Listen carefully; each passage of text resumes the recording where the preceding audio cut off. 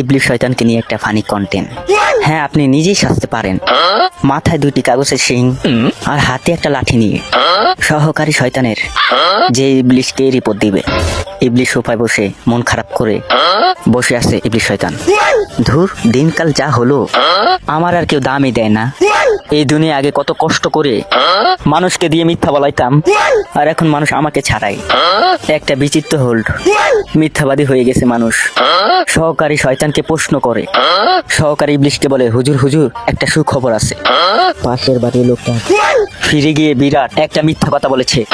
আরে রাখ তো সুখবর, আমি জানি সে কি বলছে। সে বলছে সে সুস্থ ছিল, তাই না রে বেটা? আমি কি তাকে বিদ্যুৎ দেওয়ার আগে সে তার বসকে আগে ভিডিও কল দিয়ে কাশির অভিনয় করে দেখাইছে। আমি তো নিজে দেখে অবাক হয়ে গেছি। ওর অভিনয়ের কাছে আমি তো এটা বলে ইবলিশ কান্না করে দিয়েছে।